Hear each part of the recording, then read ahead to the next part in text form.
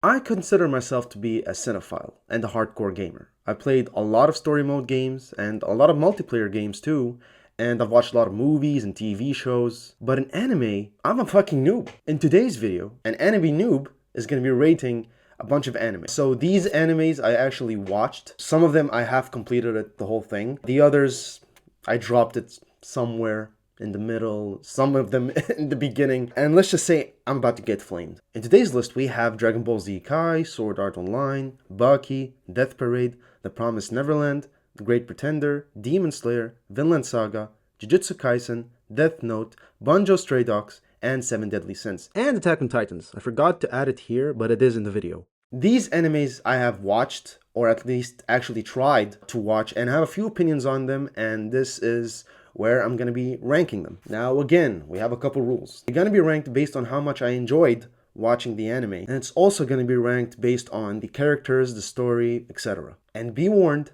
there is going to be a couple spoilers here, so if you haven't watched any of these animes, or if you care about any of these animes, please click off now. Now, I'm not going to go too much in depth about every single anime on this list, just a little bits and pieces here and there. So let's begin. So as you can see, we have 6 ranks over here. We have very good, we have good, we have meh, okay, sort of eh, and we got bad, and last but not least, we have horrible. And I mean dog shit. I mean never again.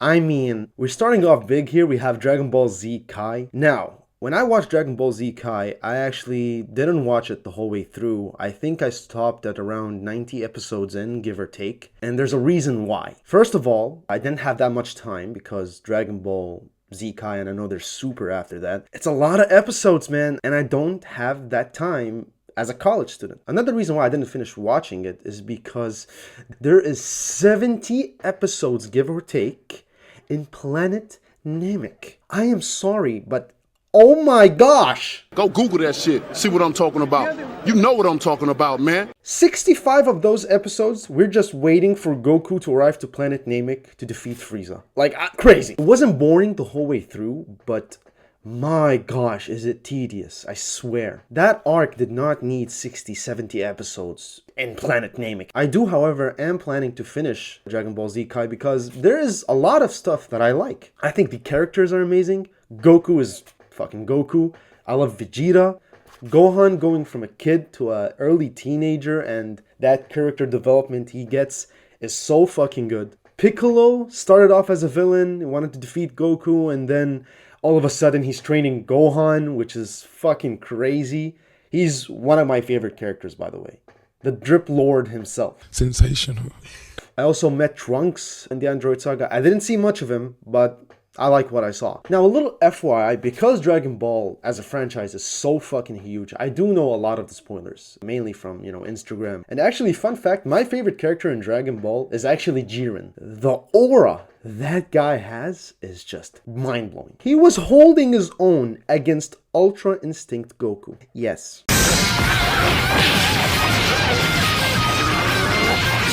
I'm getting sidetracked, so let's go back to Dragon Ball Z Kai. I like the characters, I like the story, so far at least. The animations are pretty cool, even though it's a little bit outdated, but I do like that sort of animation. The fight scenes are amazing, but so far, because of the Planet Namek thing also too, I'm gonna have to put Dragon Ball Z Kai, oh, I'm gonna get hate for this, in good. Okay? I'm sorry. Oh my god! Next up, we have Death Parade. Death Parade isn't as popular as some of the other animes we have on this list. I really liked Death Parade. I actually genuinely enjoyed it. What I like about Death Parade is that it's different than some of the popular animes. It deviates from that anime tradition where, it's all about the fighting, it's all about the animation and the aura farming. The concept of people dying in the real world and then having a trial, whether they go to heaven or hell, is really interesting, to me at least. I liked the games that were in there, the trials that was in there. I remember there was one with the bowling, the darts game, the Twister game was pretty funny, and the Mortal Kombat-esque arcade game that you referenced there, I think, was very cool, to be honest. Also, the character development of the main protagonist, which is Decim, and how when he was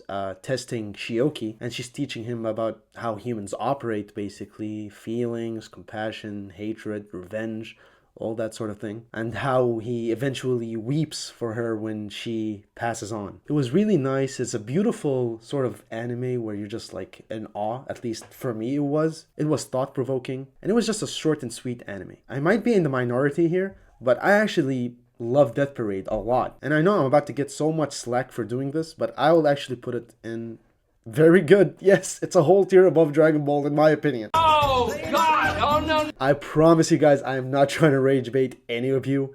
Again, I'm an anime noob. I don't know much about anime. These are just the ones that I watched and at least tried to watch, and I have opinions about them.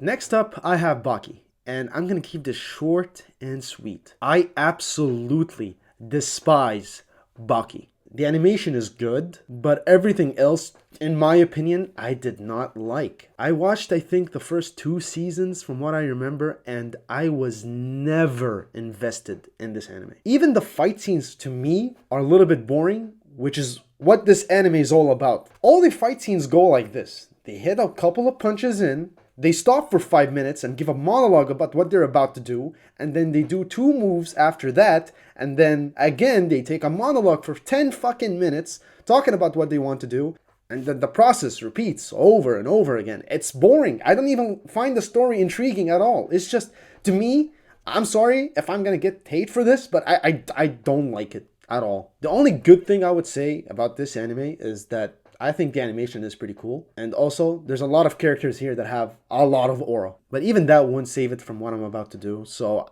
I'm sorry guys, but I'm gonna have to put it in horrible. I'm gonna get so much slack for this. Next up, we have 7 Deadly Sins. And I'm not gonna lie, I am biased to this anime.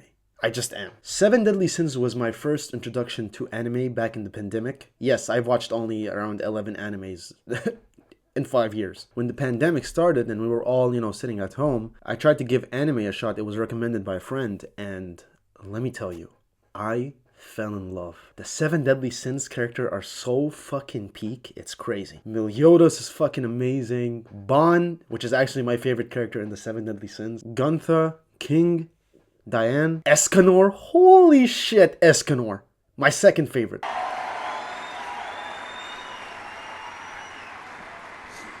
The first 3 seasons literally had me on a chokehold. I could not put the phone or the TV or the laptop down. It was crazy. If we were basing this just on the first 3 seasons, this would be goated. But then the final 2 seasons happened. Oh boy. To get the elephant out of the way, the animation. What the fuck happened? I don't know how you could butcher an animation. And from my research, they had a lot of money. Their budget was insane. To me, everything fell apart after we finished with the 10 Commandments. Which also, another fun fact, my favorite commandment is actually Estarossa. That guy's just peak. But then they went ahead and fucked it up, in my opinion, everything, when they also said that Estarossa was actually Mael, the guy who had the powers before Escanor, the Gray Sunshine power, I believe it's called. There was a whole deception thing going on. They took that power and it went to Escanor, which, I mean, he used it better. But, that whole story arc, it was just terrible. I don't understand how you can fuck this all up. Because of that, I'm gonna have to put 7 Deadly Sins, and this pains me, by the way. I'm gonna have to put it in good. Now, a quick FYI. In this tier list, the position of the anime within the tier does actually convey which one is better. So, in my opinion, I'm gonna have to put it above Dragon Ball Z. Now, guys, please, wait. I'm a very biased 7 Deadly Sins fan. And it's my first anime, so you gotta understand. I'm gonna have to put it just a little bit over Dragon Ball Z. Next up, we have Death Note, and oh boy, what an anime it is. The first thing that came to mind was how many famous sound cues originated from Death Note. Like, I never knew the dong dong dong dong, that came from Death Note. It's crazy. I was like, that's where it came from. Here I come. Oh, here. But let's talk about the characters. Light is such a well-written character. I was invested from the get-go, from episode 1. L is the GOAT, in my opinion, in this series. The way he thinks, the way he acts, he's sort of an animal than a human. His mind is some of the craziest detective work I've ever seen. Ryuk is pretty funny, how he likes apples and how he doesn't interfere in anything. He's just there to watch. How Light's philosophy is, getting rid of evil to save the planet. But again, he has sort of a darker path. He's having a god complex throughout the whole show. And that god complex is eventually how he loses in this anime. The death of L tore me to shreds. I totally did not expect that happening. Death Note is a very popular series. Also, there was that shitty Netflix adaptation. We don't talk about that. And despite how popular it is, I never got spoiled. There was a successor to L, which is N, which I do not believe he's as good of a character as L. I feel like N's role could have been L's role, and they didn't really have to kill L off, but I guess they wanted to give sort of a shock factor to this whole thing, which I understand. It did add a bunch of drama. Just an overall amazing story. I really, really enjoyed it. I'm gonna have to put this in GOATed. I loved it so much. This is definitely my favorite anime in this list so far. This is my third time recording this specific part of the video. 2 times. OBS fucked my video up 2 times. This is the last try, I swear. If this happens again, I'm ending this. My YouTube channel is gonna be very short. Next up, we have Sword Art Online. Again, I only watched season 1 and 2 because season 2 left a very sour taste in my mouth. Literally. The first season is really fucking cool. Like, it had such a unique story where, you know, there's this game in virtual reality, people in real world, you know, put the headset on, they go into VR, and then there's this amazing virtual reality world. Then what happens is they get stuck in that world and they can't even take their headset off. The way you can leave is only by defeating 100 levels in a game, from what I remember. And if you die in that game, then you're dead in real life, which is crazy scary and was such a unique idea for a story. The main character Kirito was very interesting and cool. I liked his dynamic in the whole first season. And like I said, if we were basing this in the first season only, this would probably be very good tier. But then season 2 happens. Today, only hours after revealing to the world that she is super able. For now. And oh my gosh, they fucking ruined everything about it. Like, literally. I don't know how you can fuck up so bad, but I remember watching season 2, but I don't remember what's inside season 2. That's how bad it is. And just overall, I don't know what they were thinking. Like, they deviated so much from the original idea that I was like, huh? Yeah, just left a very bad taste in my mouth. And for that reason, I would have to put it in meh, because season 1 really saves it. Season 1 was so fucking good, and for that reason I'm not putting it bad, I'm just putting it at meh. Next up, I have Demon Slayer over here, and I only watched the first season of Demon Slayer back when it came out. There was also the movie Mugen Train. I didn't watch that. I like the characters in Demon Slayer. I love Tanjiro. Tanjiro is a very cool character. I also like how his sister Nezuko is sort of a demon already, but she retained that human side of it, and how he's trying to find a cure for her and all that. That was pretty fucking cool. Also, I love Zenitsu, even though he's a bit whiny at times, but when he locks in, he locks the fuck in. And he's so fucking badass when he does that. I also love the main villain, or at least what I've seen from the main villain. Obviously, talking about Michael Jackson. Muzan, I mean. Such a menacing character, and he's so badass as well. Again, he's just aura. And that's pretty much what I liked about Demon Slayer. Also, the animation in Demon Slayer is bare none. Like, it's so beautiful. The animation doesn't even feel like an anime animation. It sort of feels like, you know, like a Disney type shit animation. It's just so fucking good. It's perfect. The story is pretty interesting, but the reason why I haven't finished watching Demon Slayer is because for some reason I watched season 1 when it came out, all of it, and I enjoyed it. And then when season 2 and 3 eventually came out, I wanted to watch season 1 of Demon Slayer again so I can, you know, get a refresh in my mind and, you know, jump right into season 2 and 3. And for some reason, every time I stop at that spider villain, and after that I just get super bored. Like, I can't even continue watching it anymore. And I don't know why. I've tried like 3 times to watch Demon Slayer and I just can't get into it. Like, I genuinely don't know why.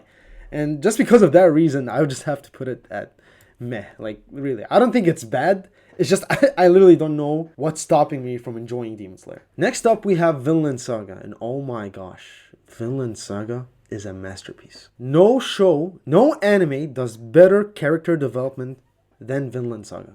At least from this list. I swear, every single character goes through a character arc and it's so fucking beautiful. But the main point here is Thorfinn's character development. The way he goes from like a vengeful person to basically becoming a true warrior and, you know, wanting to find Vinland, a place where there's no war, people live happily, it's away from all the chaos of the world.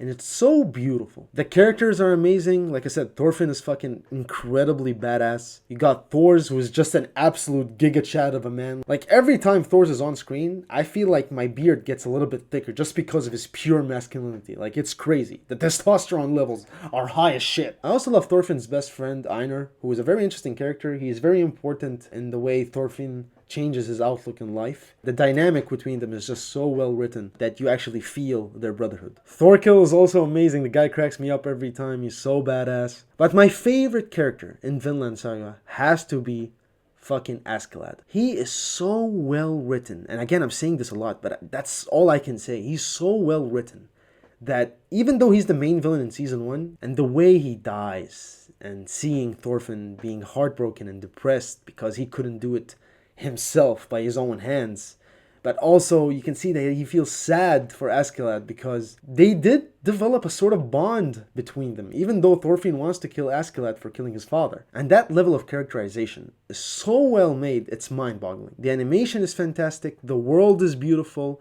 the characters are amazing, the moral and the meaning of the story is majestic. There is literally no fault in Vinland Saga. If you asked me right now which anime you should watch out of the list so far, it will definitely be Vinland Saga. Easy, easy, easy, goated. The best one yet. Next up we have Promised Neverland, and again, you're gonna see a little bit of a pattern here. I watched the first season and the second season. The first season is fucking incredible. It has such a unique story and a very cool idea about how basically there's a safe haven where there's a lot of kids that live there to shield them from the outside world, which has a lot of demons. There's also a mother in there, basically a caretaker that takes care of all the children. They call her the mother. At first it feels like it's a peaceful safe haven where kids are living their life, the mother is taking care of them, everything is fine, but then you find out that the mother is actually feeding said kids to the demons, which is crazy. That was a crazy twist. I like the main characters, Norman, Emma, and Ray. I like that each one has their own character traits. One is a little bit hot-headed, the other one is the smartest of the group. If I was ranking this, again, based on the first season alone, this would be very good in my opinion. It's so fucking good. But then season 2 happens, and well, I watched 3 episodes from season 2, and I do not remember a single thing. That's how bad it is. I don't even think we needed a second season for Promised Neverland. Like, the way that season 1 ends when they're escaping and they lock eye contact with the mother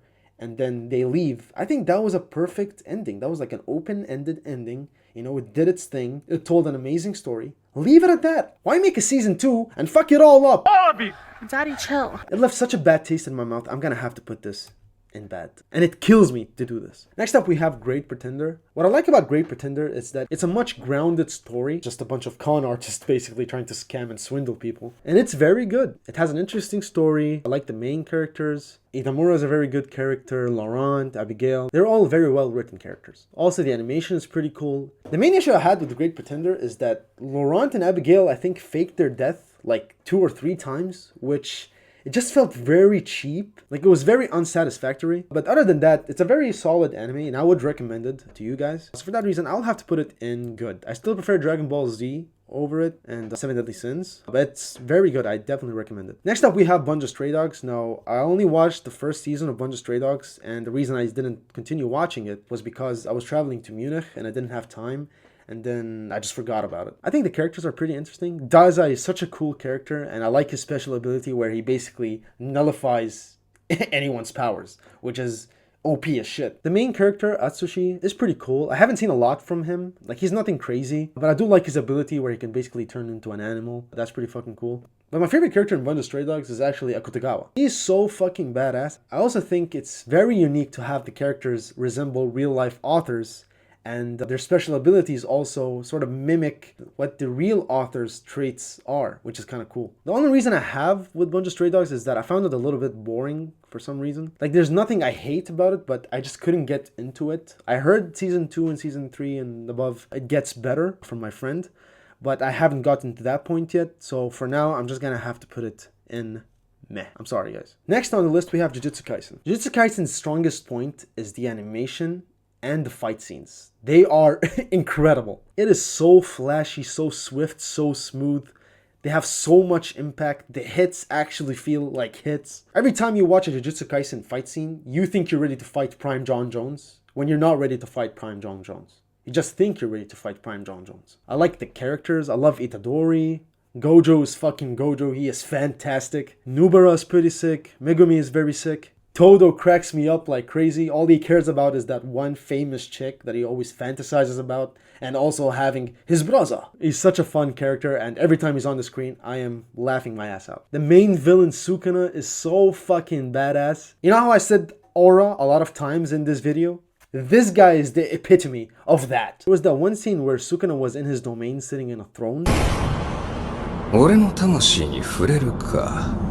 共に腹の底から小僧を笑った仲だ。一度は許す。二度はない。部をわきまえろ。知れ者が。It's so fucking hype. One of my favorite characters besides Gojo is actually Naname. I like his special ability where it's basically a critical hit. So if he times it just right, he can kill you with one hit. He can basically one-shot the enemy if he hit that point. It sort of reminds me of Fallout, and it's very fucking cool and unique. Speaking of Naname, his death tore me to shreds. That scene had me bawling my eyes out. And that's how we arrived to Mahito. Mahito is 100% on my most hated list.